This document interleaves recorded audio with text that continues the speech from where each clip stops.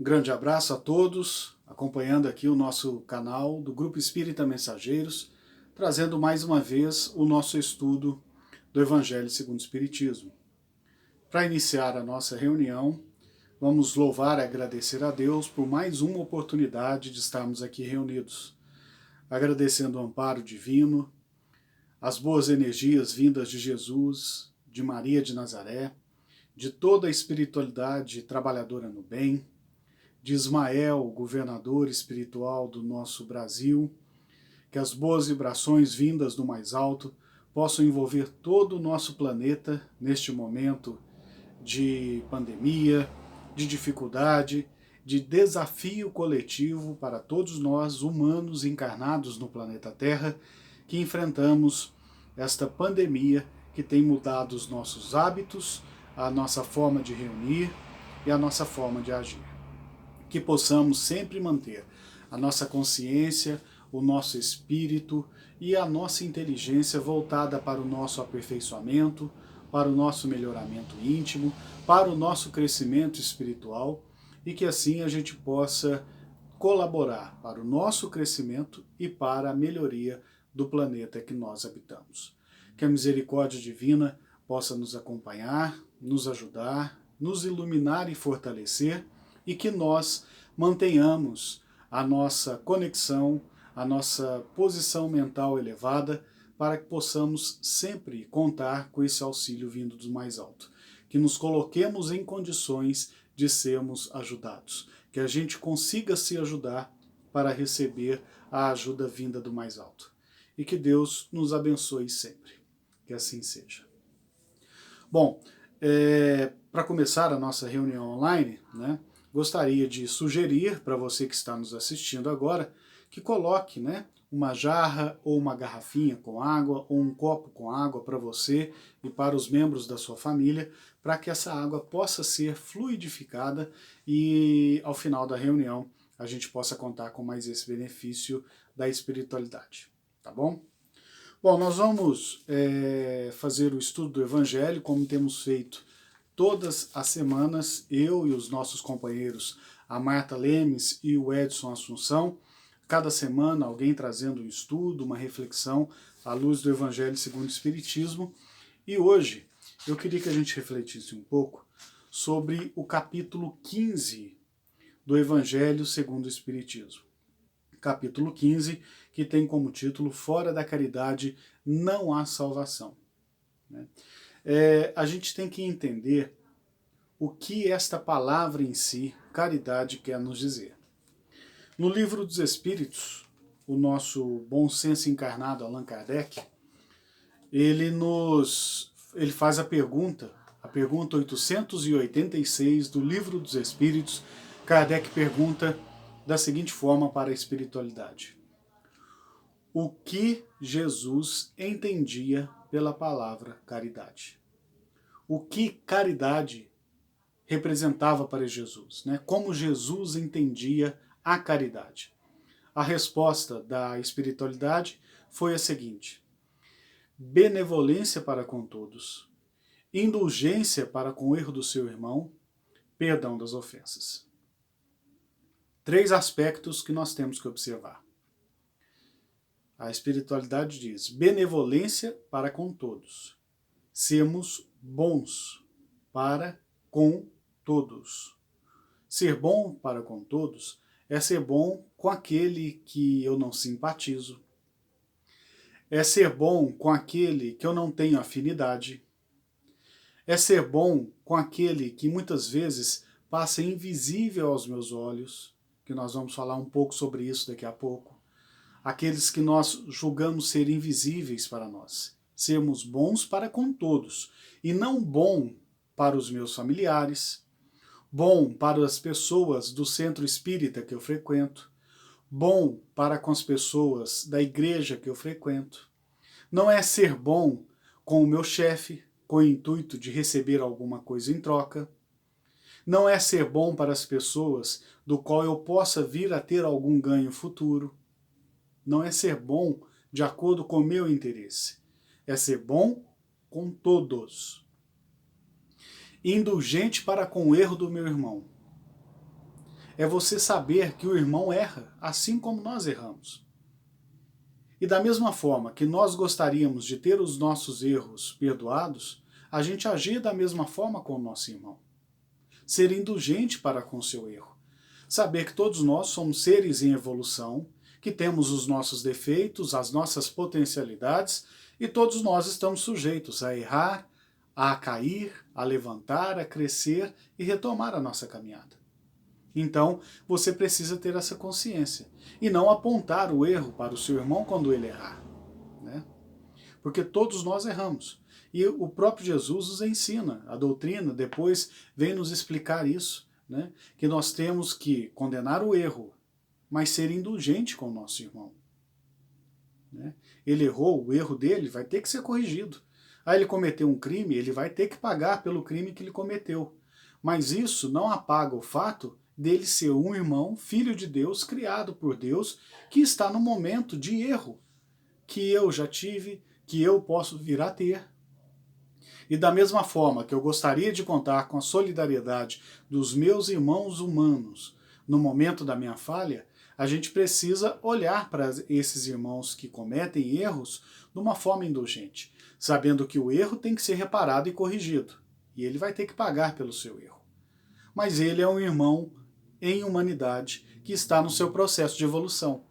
Pode estar num processo de erro neste momento, né? E cabe a nós poder orientá-lo, esclarecê-lo e ajudá-lo.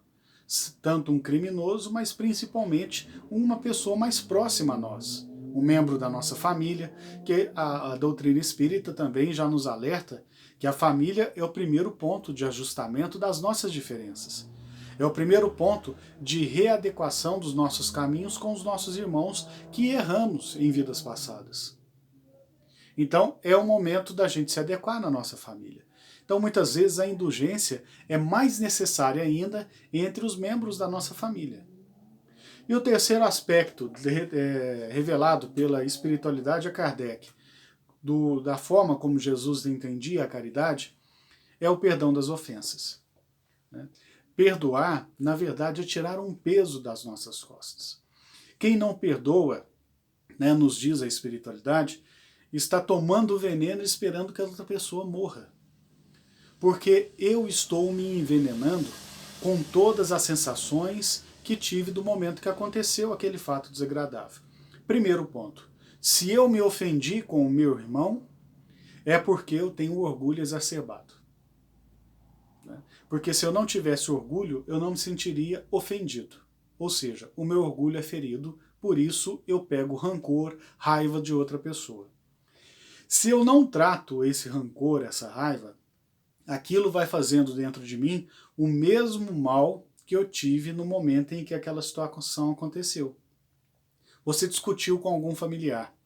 Naquele momento da discussão, você sentiu raiva, você sentiu uma descarga de adrenalina no seu corpo para que você ficasse alerta, então você estava com os nervos à flor da pele, você estava muito reativo, e isso faz com que uma carga muito grande de hormônios sejam disparados pelo nosso cérebro, através da corrente sanguínea, que chegam até os demais órgãos, que também despejam hormônio na nossa corrente sanguínea. Ou seja, aquele fato em si nos deixou numa situação de alerta e com vários tipos de hormônios sendo despejados na nossa corrente sanguínea. Toda vez que nós relembramos o fato que aconteceu conosco e não trabalhamos o perdão, toda aquela descarga hormonal do nosso corpo é repetida, a adrenalina, a noradrenalina, todos os outros hormônios do nosso corpo, das nossas que circulam na nossa corrente sanguínea, no momento do desajuste, da discussão, ou seja, o que for, ele volta a circular no nosso corpo. Isso é o que nós chamamos de ressentimento. É ressentir, é sentir de novo tudo aquilo que aquele episódio me provocou. Então eu fico preso nessa cadeia de lembrar, ressentir, disparar hormônios, e aquilo tem consequências no meu corpo físico. Se eu vou disparando aqueles hormônios de forma descontrolada, toda vez que eu lembro daquele fato desagradável que aconteceu comigo, então eu vou me desequilibrando dia após dia, dias após dia, vou ressentindo tudo aquilo que aconteceu comigo, no fim das contas eu adoeço. Então, ao fazer a caridade, nós estamos, logicamente, auxiliando as outras pessoas, mas auxiliando a nós mesmos. Porque nós passamos a desenvolver a bondade para todas as pessoas, em todos os momentos, a sermos indulgentes com todos os nossos irmãos de humanidade e perdoarmos a ofensa, porque isso tira de nós um peso muito grande do nosso coração. Então, a gente ainda não conseguiu entender o que é caridade. Né? Porque às vezes a gente pega uma pessoa que distribui cesta básica, ou que participa de uma sopa numa casa espírita, ou tem alguma atividade de assistencial para quem mais precisa, a gente erroneamente olha para aquele irmão e fala, nossa, como ele é caridoso. Mas será que ele é caridoso? Às vezes ele é só bom para com todos, que já é não é uma coisa pequena, já é um grande passo. Mas às vezes ele não é indulgente para com os irmãos. Às vezes ele não é indulgente dentro da própria família. Às vezes ele tem desentendimento com o irmão de sangue, com o filho, com a esposa, e não pratica a indulgência, e nem perdoa as ofensas. Às vezes é uma pessoa rancorosa. Então, o ponto mais difícil para nós vivenciarmos a caridade, como entendia Jesus, é isso. A gente ainda não aprendeu a vivenciar a caridade como Jesus vivenciou. Aí é que tem outro aspecto que nós precisamos avaliar. Jesus vivia a caridade.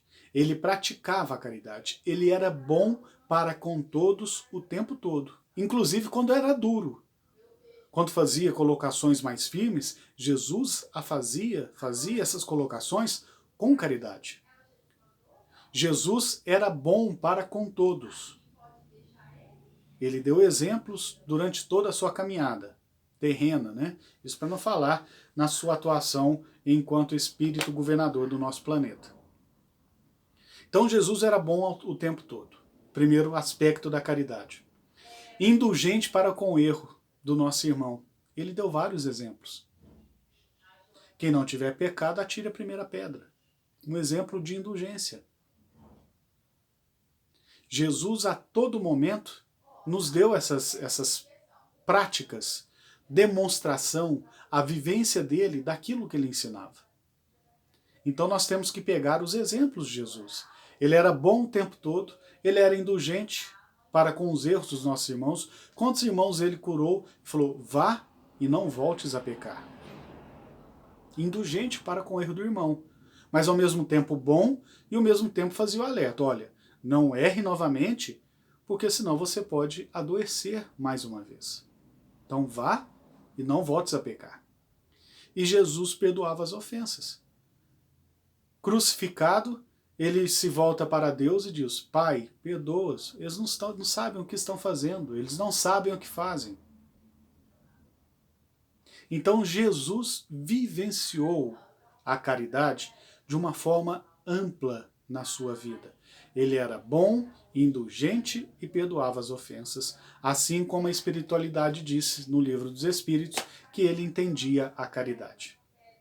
Mas aí tem alguns outros aspectos que nós temos que levar em consideração. Por exemplo, existe um estudo de um neurocirurgião e também geneticista chamado Richard Davidson. Ele é professor em universidades renomadas nos Estados Unidos e ele estava pesquisando o poder da bondade nas pessoas. Né? Ele passou por um momento de dificuldade na sua vida, encontrou na meditação a cura, vamos dizer assim. Ele estava com um processo de depressão muito profundo, tomou todos os tipos de medicamento, fez todos os tipos de tratamento e nenhum surtiu efeito até que ele praticou a meditação. E a meditação o resgatou da depressão. E aí ele foi pesquisar e teve um encontro com o Dalai Lama. E o Dalai Lama pediu para que ele pesquisasse a bondade, o efeito da bondade no corpo humano, porque não existia. Você tem vários estudos sobre a causa, os estudos da depressão no corpo físico, o que a depressão faz, a inveja, o que a inveja faz, mas a bondade, o aspecto da bondade no corpo físico, não existia um estudo. Então eles são em busca de estudos, de vários e vários experimentos, e aí nós temos que destacar o trabalho do nosso querido, estimado e iluminado Chico Xavier, que no livro No Mundo Maior, que foi lançado lá em 1942, se eu não estou enganado, André Luiz descrevia, acompanhando, né, o seu orientador, que naquele livro, sinceramente, eu não lembro quem é, mas André Luiz diz que o nosso cérebro se dividia grosseiramente em 3 partes. O passado estava no gânglio basal, que é a parte mais antiga do nosso cérebro. O presente, aquilo que a gente pode fazer agora, estava nos lobos direitos e esquerdo. E o futuro estava no lobo pré-frontal. Né? Então dividiu o nosso cérebro assim. E, continuando no livro, André Luiz diz também que a nossa ligação com a divindade também é feita pelo lobo pré-frontal. É a parte do cérebro com os neurônios melhor elaborados, são os neurônios mais elaborados, mais capacitados, é a parte do cérebro que nós menos acionamos. E aí, o Richard Davidson, estudando os efeitos da bondade no nosso corpo físico, ele achou um outro trecho também que está lá descrito por André Luiz no mesmo livro, No Mundo Maior, que diz que os nossos hormônios são processados no hipotálamo e são derramados na corrente sanguínea pelo hipotálamo. O hipotálamo é que coordena o derrame, vamos dizer assim, de hormônios na nossa corrente sanguínea. Tá? E lá em 2007 isso foi comprovado pela espiritualidade. Ou seja, 1940, o livro psicografado pelo Chico já trouxe as informações do André Luiz, isso só foi confirmado pela ciência em 2007. Tá? Então, 67 anos depois. Nesse sentido, o Richard Davidson fez a sua pesquisa científica e ele começou a pesquisar várias formas como nós poderíamos acessar e alertar o nosso lobo pré-frontal, que segundo André Luiz é onde está guardado o nosso futuro e a nossa ligação com o divino. Né? E aí ele começou a fazer várias pesquisas e ele começou pela meditação, que foi a que o resgatou da depressão. Ele começou a medir, através de voluntários, a corrente sanguínea, fazer exames de sangue, fazer hemogramas nas pessoas. Fazia o hemograma na pessoa, tá? Colhia o sangue. Depois que era feita a coleta do sangue, a pessoa fazia meditação, um período de meditação, e 2 horas depois que o voluntário terminava a meditação, eles colhiam sangue novamente, faziam um novo hemograma e comparando o hemograma antes da meditação e o que foi realizado 2 horas depois da meditação, já havia diferença no hemograma. Os índices do hemograma após a meditação eram melhores do que o coletado antes da meditação. Ou seja, cientificamente foi comprovado que a meditação melhora a nossa circulação, melhora tudo aquilo que é medido através do nosso hemograma. É lógico, gente, se eu comer, se eu tenho um problema de gordura no sangue, se eu tenho triglicérides altos, se eu tenho e não faço a dieta, né, não adianta também. Mas esses índices apresentavam melhoras após a meditação. Um ponto. Pesquisando monges tibetanos e uma denominação católica de freiras reclusas que faziam grande parte do seu dia orações durante parte do dia, maior parte do dia, e conseguindo que eles participassem dessa pesquisa através de exames de imagem, né, foi-se comprovado que os monges tibetanos e essas freiras católicas, elas acionavam com mais facilidade, com mais constância, o lobo pré-frontal, que é a nossa ligação com o divino, onde está o nosso futuro e a parte que nós menos usamos. Para a gente resumir e para a gente conseguir chegar na conclusão dessa história, ele também fez um estudo com crianças, tá? O Richard Davidson. E ele viu que as crianças, quando se mostravam solidárias com um amiguinho, com alguém da família que apresentava algum problema, né? O cientista pegava a criança e falava assim, olha, o seu amiguinho caiu, tadinho dele, ele apresentava compaixão por aquela criança, ele ficava, não só acionava o lobo pré-frontal, que é a parte do nosso cérebro que nós menos acionamos, como aquela parte do cérebro ficava por muito tempo acionada. É como se ligasse um botãozinho e o cérebro, aquela parte do cérebro nas crianças, funcionasse por mais tempo. O que isso estava causando nas crianças? Como o hipotálamo é que despeja os hormônios na nossa corrente sanguínea, e foi comprovado pelo Richard Davidson também que todas as nossas células têm capacidade de processar os hormônios que são direcionadas a elas. Todas as células do nosso corpo, desde a unha ao cabelo, as células do coração e os próprios neurônios, conseguem receber os hormônios através da sua membrana, e a membrana processa aquele hormônio, e é possível, inclusive, alterar o DNA de nossas células a partir das nossas emoções. Então, as nossas emoções são capazes de mudar o nosso DNA. Isso é muito importante, que a ciência está comprovando agora, porque isso já foi falado por Jesus, isso já foi ensinado no Livro dos Espíritos, e isso está sendo ratificado agora pela ciência. A ciência está confirmando os ensinamentos de Jesus. Tá? Então, as emoções são capazes de alterar o nosso DNA, tanto para o bem quanto para o mal. Eu consigo alterar o meu DNA para ter saúde ou para adoecer, a partir das emoções que eu desenvolvo. E como a gente gera emoção? A partir daquilo que a gente pensa. E como a gente controla o que a gente pensa? Conhecendo a nós mesmos. Aí nós voltamos lá em Sócrates, conhece-te a ti mesmo, passamos pelos profetas, chegamos a Jesus, chegamos à doutrina espírita e hoje estamos sendo comprovados pela ciência. Ou seja, nós temos inteira responsabilidade com aquilo que acontece conosco. Mas por que então você está falando isso e a gente começou a falar de caridade? Porque a partir do momento que a gente analisa o que Jesus ensinou, vivenciou e exemplificou, o que o Livro dos Espíritos nos traz na questão 886, que Jesus entendia caridade por 3 aspectos, né? Bondade para com todos, indulgência para com o erro do seu irmão, perdão das ofensas.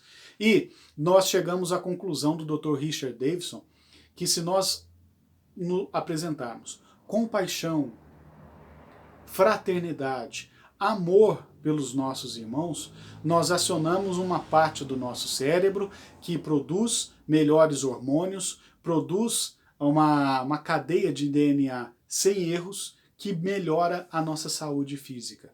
Então nós podemos chegar à conclusão que a caridade, na verdade, é um sentimento que nós precisamos desenvolver em nós a partir do nosso pensamento e das nossas emoções. Nós temos que sentir na nossa corrente sanguínea a caridade, a bondade para com todos, a benevolência, a indulgência para com o erro do nosso irmão e o perdão das ofensas. Se nós vivenciarmos a caridade como exemplificou para nós Jesus, nós estaremos vivenciando na prática esse ensinamento pleno no nosso dia a dia. E isso vai nos beneficiar de uma maneira tão grande que nós ainda não temos capacidade de mensurar, porque nós iremos pensar melhor, sentir melhor e, consequentemente, iremos viver melhor, porque o nosso corpo estará sendo reconstruído positivamente a partir do exercício da caridade, do sentimento da caridade no nosso dia a dia. Então, quando lá no Evangelho segundo o Espiritismo, capítulo 15, Kardec traz para a gente, inclusive, a parábola do bom samaritano, né, ele começa o capítulo com a parábola do bom samaritano, que está lá, um judeu é atacado por bandidos, fica machucado na beira da estrada, passa um sacerdote, desvia, passa um levita, que era responsável pelo templo, pela manutenção do templo naquela época, e também era quem fazia as leituras e as anotações do templo, ou seja, tinha conhecimento das leis mosaicas, da lei dos judeus, também desvia, e o samaritano, que era considerado uma sub-raça, não era nem considerado irmão, igual, rival, os samaritanos eram considerados uma sub-raça pelos judeus, né? E o samaritano é quem ajuda o judeu. E aí Jesus pergunta, quem foi o próximo do irmão que estava machucado, né, que foi atacado pelos bandidos? E aí os demais judeus, os doutores da lei, que estavam lá para pegar Jesus, né, para contrariar aquilo que Jesus ensinava, eles são obrigados a reconhecer que o samaritano é quem foi o próximo daquele que sofreu as agressões. E nesses momentos, nessa época que nós estamos vivendo, de tanto extremismo, será que nós não estamos agindo como sacerdote ou como levita ao ver o nosso irmão fragilizado, não só atacado por um bandido, mas aquele que está fragilizado psicologicamente, aquele que está enfrentando problemas depressivos, aquele que está enfrentando problemas íntimos, conflitos íntimos, causados pela atual conjuntura socioeconômica, cultural do nosso mundo? Será que nós não estamos sendo o sacerdote e o levita, quando na verdade nós deveríamos ser os samaritanos, no socorro àquele homem? Será que nós não estamos virando as costas para todos os nossos irmãos nesse problema em que a caridade, como entendia Jesus, é cada vez mais necessária? Então, para a gente finalizar esse nosso bate-papo de hoje, vamos refletir sobre isso. Será que eu tenho capacidade de sentir a caridade em mim? Eu sou bom para com todos, indulgente para com o erro do irmão, perdoo as ofensas? Ou não? Eu sou extremamente seletista em quem eu vou ajudar, só ajudo aquelas pessoas que podem me beneficiar no futuro, e aí eu tento disfarçar isso dando outros nomes, né? Networking, eu vou ajudar o dono da empresa, que pode ser que um dia ele me contrata para trabalhar naquela empresa dele lá. E aí eu justifico como networking. Né? E aí, como membro da minha família, um tio, um irmão, um primo, que às vezes está precisando de uma ajuda minha, fala, não vou ajudar não, porque eu não vou ganhar nada ajudando ele. Ele caçou isso com as próprias mãos, bem feito. Será que eu ajo assim? Sou seletivo com quem eu vou fazer o bem? Será que eu aponto o erro do meu irmão? Ah, você errou, você fez isso, você é mau, você... Ou sou indulgente? E o mais difícil, eu perdoo as ofensas? O ideal era a gente nem se ofender, ter o nosso orgulho tão eliminado do nosso espírito que a gente nem se ofenderia. Mas a gente ainda se ofende, porque o nosso orgulho ainda fala mais alto. Mas será que eu tenho capacidade de perdoar dobrando o meu orgulho, mostrando humildade, mostrando fraternidade? Que a gente possa refletir sobre isso, né, nesse momento que nós estamos enfrentando. Será que a gente consegue vivenciar, será que a gente consegue superar os nossos medos, o nosso orgulho, o nosso egoísmo, a nossa vaidade, para colocar o sentimento da caridade em prática? Sermos bons, indulgentes e perdoar? Fica aí para a gente esse deverzinho de casa. Difícil de cumprir, né? Porque afinal de contas todos nós ainda temos o orgulho a ser vencido, a vaidade a ser superada dentro de cada um de nós. Se não fosse isso, o nosso planeta já estaria numa situação muito melhor do que nós estamos vivendo ainda, dessa convulsão de precisa um vírus de alcance global para nos fazer muitas vezes voltar para casa, olhar para dentro de casa, olhar para a nossa família, cuidar e zelar de quem está mais próximo da gente, para que a gente pudesse mudar aquilo que nós estávamos fazendo conosco e com o nosso planeta, né? Então fica essa reflexão para nós. Que Deus então possa nos auxiliar, nos abençoar, nos energizar a cada dia, fortalecer a nossa fé e que os bons espíritos possam nos intuir e nos aconselhar em busca de sermos caridosos na essência como entendia Jesus. Sermos bons para com todos, indulgentes para com o erro dos nossos irmãos e perdoarmos as ofensas. Que nós tenhamos força, fé e direcionamento da nossa vontade para que a gente possa realizar esses objetivos na nossa atual existência. Que Deus possa nos abençoar, nos fortalecer, nos iluminar, que aproveitemos esse tempo de quarentena, de distanciamento, para nos aperfeiçoarmos, nos estudarmos, conhecermos a nós mesmos e saber aquilo que nós precisamos corrigir em nós. Que Deus possa estar sempre acompanhando a todos nós, nos fortalecendo, amparando, e que as bênçãos dos trabalhadores espirituais do bem possam chegar até todos vocês nesse momento. Grande abraço a todos e até uma próxima oportunidade.